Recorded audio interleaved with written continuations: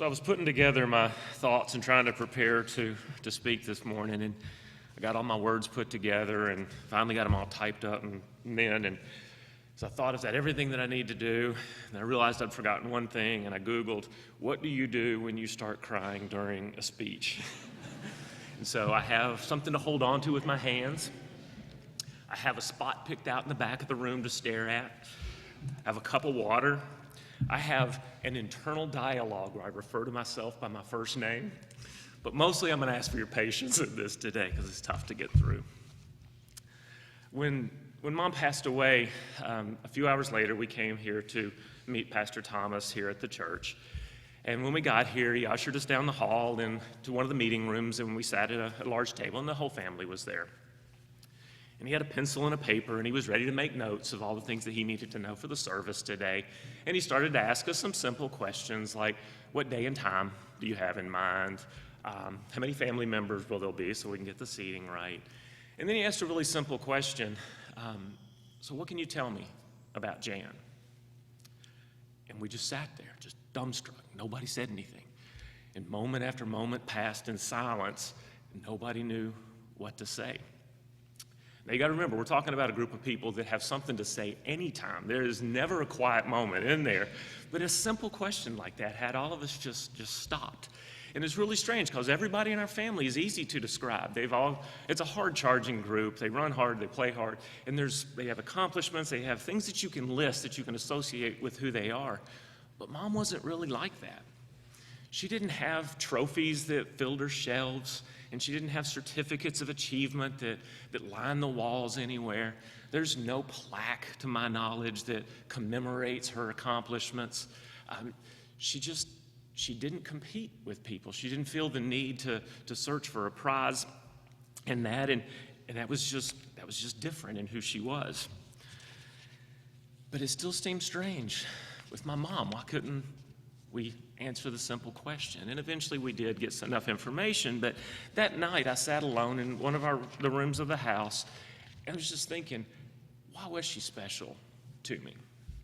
If you've ever been through the house, there's boxes full of pictures everywhere. So I picked one of them up and started flipping through it, and the first thing I saw was just hundreds of pictures of trips that they had made. Mom loved to travel, and she and Dad had gone to Ireland and Australia and Scotland and Newfoundland and a whole bunch of other places along the way, and there's just picture after picture that filled the boxes of those things. But as I was looking at them, I realized you never really heard Mom talk about the history of the places that she went. And you never heard her talk about how the culture was different than our culture is. And when you listen, she never talked about going over there to make memories. When Mom went on those trips, it was just simply to enjoy the trip. It was to enjoy the moment that she was there. So there aren't a lot of pictures of her with famous backdrops, but there's a lot of them where she's just got her head thrown back laughing because she was living and making the most of the moment that she was in. Then I moved through other pictures, and there's a bunch of them of her Cajun family. Mom was a diehard Louisiana person, and she loved to go down and visit, especially at her brother Jimmy's house. And we would have crawfish boils there regularly. So as we go down, you'd have the big pot that was getting hot, and as the spices would warm and the aroma would fill the room, it was intoxicating. And Mom would swoon as he would pour the bucket full of crawfish and potatoes and corn on the cob out on the table, and everybody would sit around and they would peel and eat and swap stories for hours and that. And to her, those nights could go on forever. On the other hand, Dad's always been a very early to bed, early to rise kind of guy, and he would start tugging on her shirt sleeve there, because it was time to go. We got to get up in the morning. We got to do this. And Mom never cared. I mean, she just ignored him. And finally, she would say, it was a quote we heard 1,000 times, is, "I don't want to miss the party." And she would stay every second that she could stay awake until she would do. She just wanted to savor the most out of every one of those moments that she had. Then there's other boxes and boxes of pictures of her with each of her grandchildren, and she loved each one of the grandchildren. And she would sit with them for hours, and she would read them stories, and she would talk gibberish words with the toddlers. And when they got tired, she would hold on to them, and she would rock them to sleep, and she would hold them there as long as she could. drawing the most out of those moments. And even the infants, they could tell that when she was with them, that she was 100% with them. They had her entire attention, and they loved her for that. Because everything in her world disappeared while she focused in on her grandkids. There aren't any pictures of the different phone calls I had with Mom. And Mom and I lived in different towns for most of my adult life, but I'd call her several times a week, and we would just chat. It was mostly like when I was commuting on my way to work or what have you. And she loved to hear just every detail of everything that I had going on, and I would go through all of that with her. And it was great to talk to her, because Mom never judged what I did. And there were plenty of seasons in my life that I earned that. But she never judged what I did, and she never tried to push me in a direction. But she was able to guide my life because she listened. And she knew, and she projected that God had a plan for my life, and He had big plans for me, and it was going to be okay. And even if it was hard in this season, that it was going to work out. And as I talked to her, I never had a feeling that she was rushed. I never wondered if she was distracted and if she was doing something else on the other end of the phone. I knew when she was talking to me that was everything in her world she put into those moments. And I loved her for that.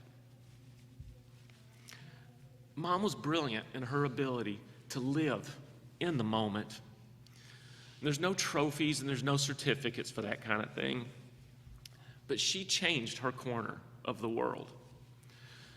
Living in the moment is the very nature of love. And I can still see that in the people that she spent time with. Dad is a whirlwind of activity. And he's taught all the McAfees, you never sit still, you're always doing something, and we live by that.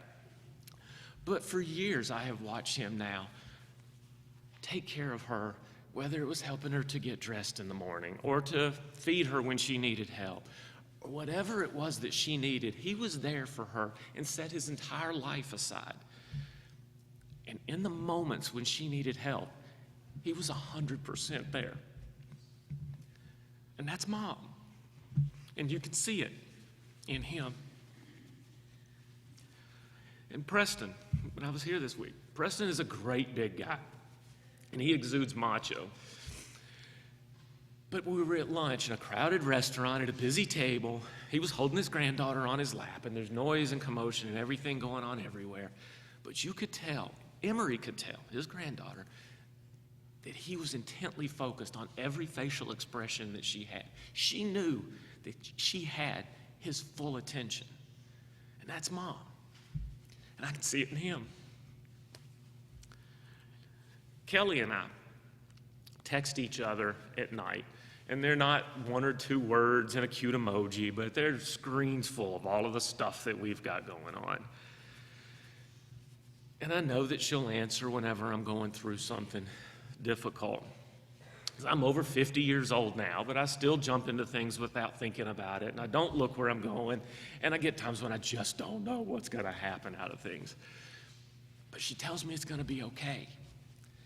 And she tells me that she knows that God's got greater plans for my life and that this might be a difficult time, but there's great stuff on the other side of it. And I know that I've got her attention in that. And that's Mom. And I can see it in her. Kim, for years, hated to host people at the house.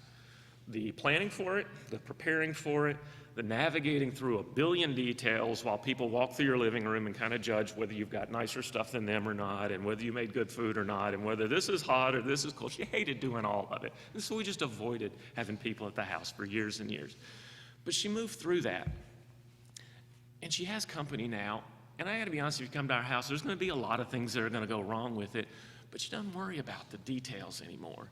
She focuses on the people that came in to share her night with her, and she shares those moments with her.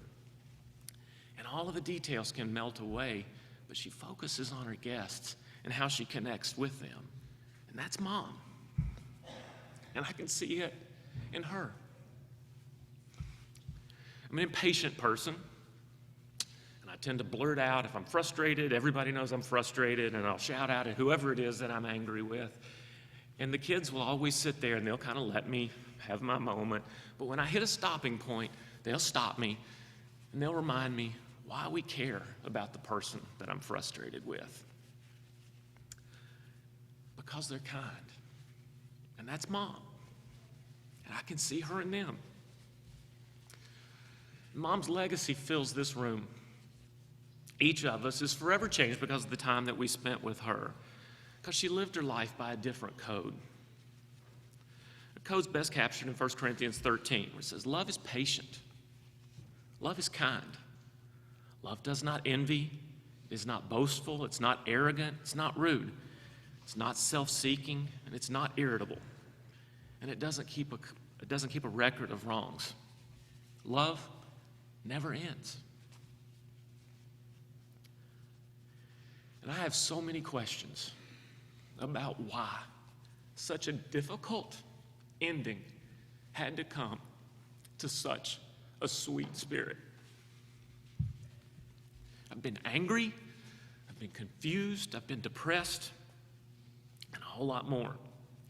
And I miss her badly. But I'm comforted because I can still see her in each of you. So thank you for everybody that came out here today. You are a living mosaic of her life. As you go out of here and you love the people in your families and the people that you interact with, I know that Mom will never be forgotten, because love never ends.